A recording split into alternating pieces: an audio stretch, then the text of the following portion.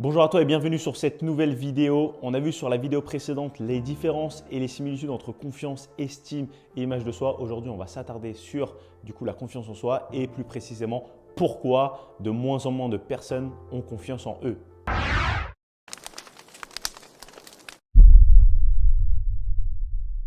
Il existe à mon goût deux principales raisons pour lesquelles beaucoup de personnes manquent de confiance en soi aujourd'hui. La première est la société actuelle et principalement les réseaux sociaux. Nous vivons malheureusement dans une société de paraître où le m'as-tu vu a sa place partout, où on est à la quête du meilleur corps, à la quête du culte et malheureusement la société est tombée dans ce cercle vicieux-là. Comme nous sommes dans ce monde de paraître où il faut être idéal, il faut être beau, il faut être riche, il faut être intelligent, il faut être musclé, il faut ne pas avoir de gras. Et bien pour avoir tout ça, c'est très difficile naturellement. Donc il va falloir jouer un rôle naturellement, il va falloir faire semblant d'être intelligent, il va falloir faire semblant d'être beau, il va falloir faire semblant d'avoir une vie de rêve que tout le monde attend pour éviter d'être en décalage avec les autres. En réalité, il va falloir faire croire que tout est beau dans le meilleur des mondes. D'ailleurs, ça me fait penser à un petit livre ça, de Candide, je crois que c'était Leibniz qui disait ça, le grand philosophe Leibniz. Tout est beau dans le meilleur des mondes, c'est l'utopie, c'est voilà, bon, c'est pas la réalité, hein, tu le sais très bien.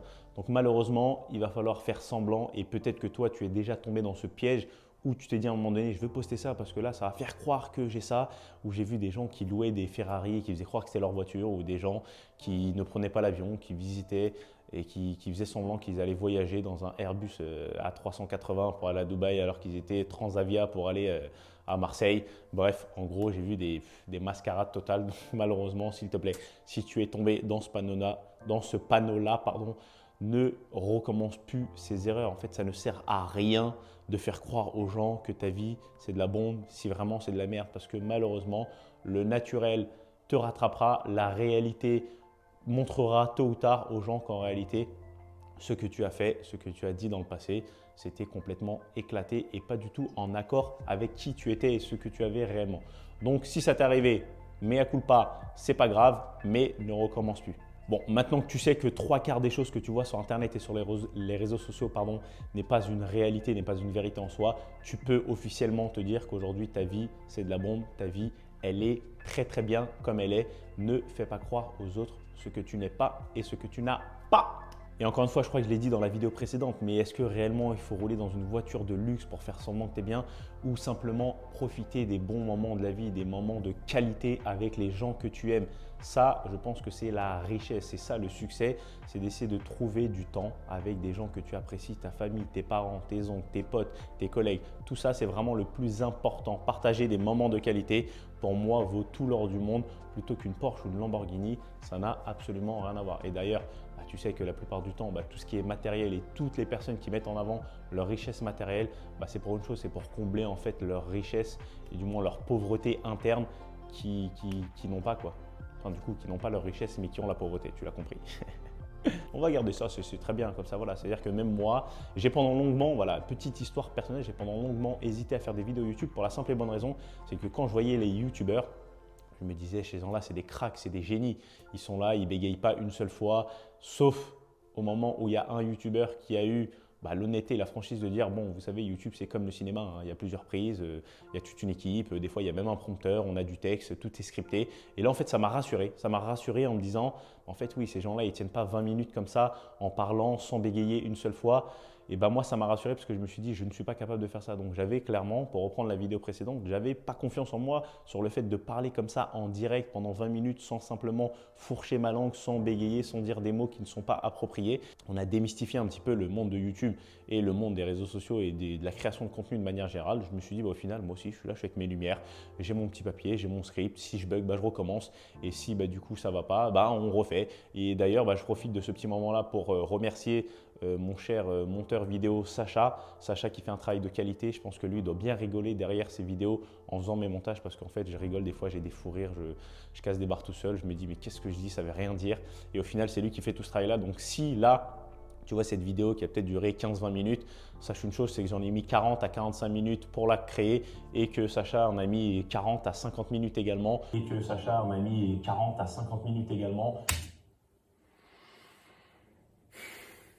Pour construire cette petite pépites-là pour créer ce petit nectar et ce contenu-là. Donc en gros, merci à toi Sacha, merci à toi également de visionner ces vidéos. C'est grâce à tes vues, c'est grâce à tes likes, à ton abonnement et à ta petite cloche des notifications qui me fait plaisir et qui me donne la force de continuer. Donc surtout là, je vais profiter de ce moment-là pour te demander de t'abonner si ça n'est pas déjà fait. Donc on va reprendre du coup maintenant le vif du sujet et on va continuer de parler de cette confiance en soi.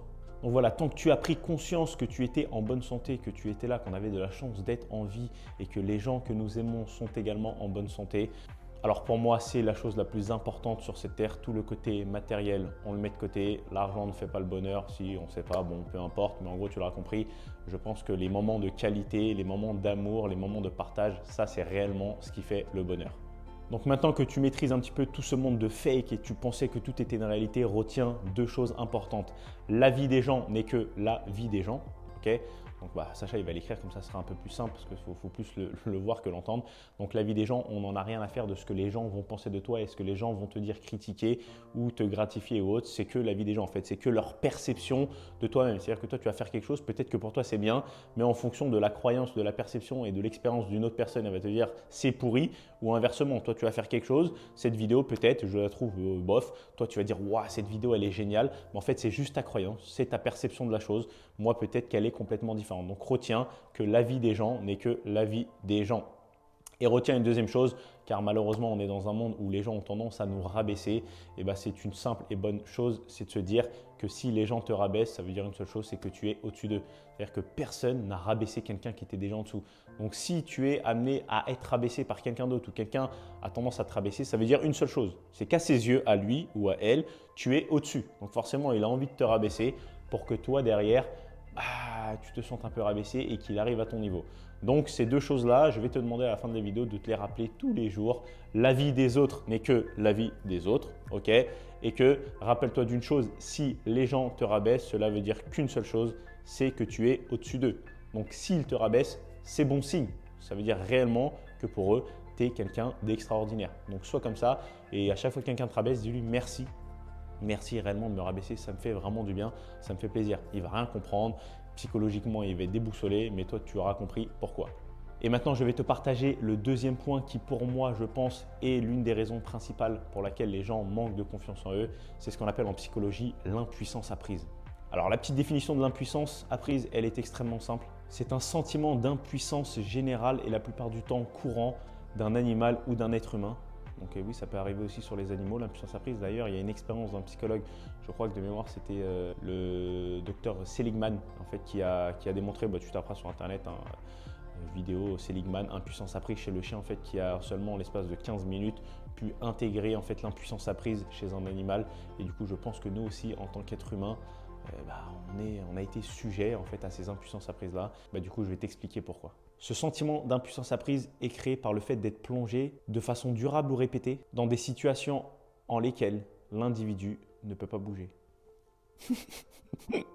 En faisant mes montages, parce qu'en fait je rigole des fois, j'ai des fous rires, je casse des barres tout seul, je me dis mais qu'est-ce que je dis, ça veut rien dire. Dans des situations en lesquelles l'individu ne peut pas agir et reste bloqué, il ne peut pas s'échapper. Autrement dit, c'est l'ensemble des croyances qu'on t'a injectées étant petite, que ce soit par tes parents, par l'école, par tes professeurs, par tes pairs, PAIRE, par en fait tes collègues, par les enfants eux-mêmes. Et c'est ce qui, malheureusement ou heureusement, en fonction de ton point de vue, fait ce que tu es aujourd'hui. Donc malheureusement, je dirais, parce que si tu manques de confiance en toi, c'est que la plupart du temps, tout ce qu'on t'a dit n'était pas forcément bienveillant. Et c'est ce qui fait qu'aujourd'hui, tu manques un petit peu d'estime de toi. Maintenant, il y a de fortes chances que si aujourd'hui, tu es en pleine confiance de toi-même à 15, 20 ans ou 25 ans, c'est que dans ton enfance, tu as eu plutôt une enfance bienveillante où les gens ont eu cette facilité de t'encourager, de te féliciter et de t'amener vers le haut. Et non pas du coup te rabaisser, te réduire vers le bas. Et là, c'est plutôt une très belle chance. Mais tu dois forcément le savoir en fait. Si la plupart du temps, tu as juste à demander aux gens, du coup, tu as eu une enfance comment? Soit ils vont dire j'ai une enfance très difficile où tout le monde me rabaissait, etc. Mes parents, ils me disaient ne fais pas ci. Non, en fait, ils retransmettaient leur peur sur l'enfant lui-même. Ou à l'inverse, il y en a qui vont dire non, franchement, j'ai eu la chance d'avoir des parents super bienveillants. Ils ont toujours été là, ils ont toujours fait en sorte de me comprendre, même s'ils étaient en désaccord avec moi-même. Ils ne me l'ont pas fait savoir, ils ont été très intelligents, etc. Donc là, forcément, tu as ces deux gros cas de figure qui font que soit aujourd'hui, malheureusement, tu manques de confiance en toi, ou soit aujourd'hui, heureusement, tu as quand même confiance en toi. Et ça, ça vient forcément de l'éducation et de ce qu'on a vécu dans notre passé. C'est extrêmement simple à comprendre en fait. C'est soit tu as entendu dans ta jeunesse, tu es trop jeune pour faire ça, ou là c'est une discussion d'adulte, donc ne viens pas t'immiscer là-dedans. En fait, c'est toutes les blessures que tu vas avoir de rejet, d'injustice. Toi, tu n'as pas le droit de faire ça, mais ton frère ou ta sœur, il a le droit parce qu'il est plus grand. Ne fais pas ci, non, la musique c'est pas pour toi. De toute façon, pourquoi tu veux courir, tu sais pas courir vite, ça sert à rien. En fait, voilà, tu as compris, c'est toutes ces phrases un petit peu blessantes, toutes ces phrases dégueulasses à dire, où en fait, quand nous on reçoit ces phrases-là en tant qu'enfant, on n'a pas du coup cette perception et on n'a pas à la base ce mantra qui dit que la vie des gens n'est que la vie des gens. Donc forcément, on ne sait pas ce qui nous arrive et on a l'impression d'être une sous-merde. Et c'est là où en fait résulte forcément plusieurs années plus tard d'un manque concret de confiance en soi. Donc tu l'auras compris, c'est réellement dans ton enfance que tout, je dirais, c'est quasiment passé, ou du moins une grande partie. Si tu as entendu ça toute ton enfance, il y a de fortes chances qu'aujourd'hui tu n'aies pas confiance en toi. Et ça, c'est un peu à cause, enfin je ne te dirais même pas à cause de tes parents ou à cause de tes professeurs ou autres, en fait parce qu'eux-mêmes, malheureusement, ont dû subir la même chose étant plus jeunes. Et c'est une sorte un petit peu de bizutage, tu sais, c'est comme quand on a vécu, en fait, le cerveau humain ne comprend pas le pourquoi moi j'aurais vécu ça et pourquoi derrière je ne referais pas vivre cette blessure à quelqu'un d'autre. En fait, ça veut dire que c'est une sorte de je reçois donc je dois donner, mais ce n'est pas forcément bienveillant.